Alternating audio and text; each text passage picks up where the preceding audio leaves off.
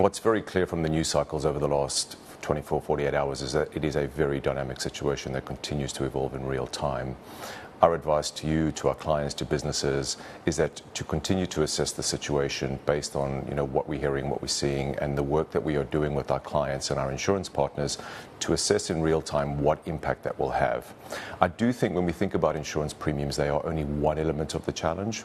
We tend to think about total cost of risk, and you mentioned it earlier in your intro that actually what we should factor in is what decisions do shipping owners make in terms of additional routes, additional security, the cost associated with supply chain disruptions, fines and penalties.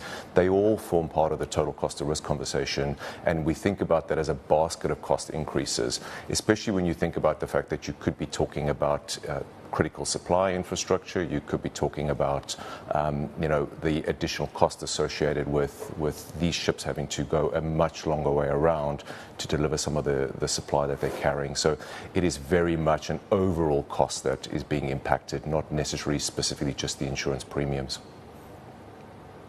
Okay, before I ask you about the premiums, are you able to share with us how you go about assessing and quantifying this total cost risk?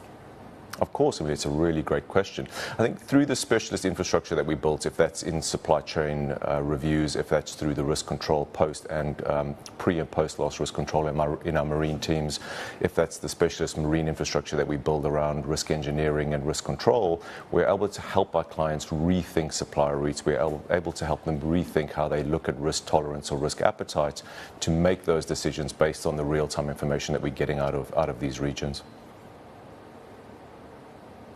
Are you able to put a number on it in terms of premiums? I'm reading here that 60% of insurers lift premiums by 60% on a key Iran route. How do you go about determining how much premiums go up?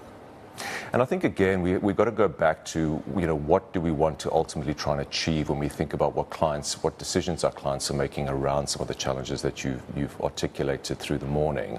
Again, insurance premiums may have no impact if clients choose to take different routes. They may have additional impact depending on how much security we put on it. And these are real time, ports are closing, for example. So I think it's very difficult to say, also because many people carry different items, everything from grain right the way through to critical components, and they each have different metrics attached to them, and the increases or the premiums associated with them will vary considerably across those portfolios. Right, so the cargo type, I'm sure the ownership or the vessel flag will also play a role in the route as well. How does all of that fit into the picture? So I think, again, let's come back to how we assess risk across the industry ultimately. We will take all of those factors into consideration as we build a premium out. I think we were talking to, if you think about what's going on across the London marine insurance markets, what's going across the Asia insurance markets, everybody is trying to assess in real time, meeting to understand the implications of some of the decisions that have been made overnight.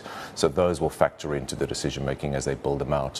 What's key for us and what we continue to iterate to our clients, to businesses, to the industry, and in our recently released global megatrends report, trade is interconnected, it is global, so it's not necessarily just truly a premium that we are focused on.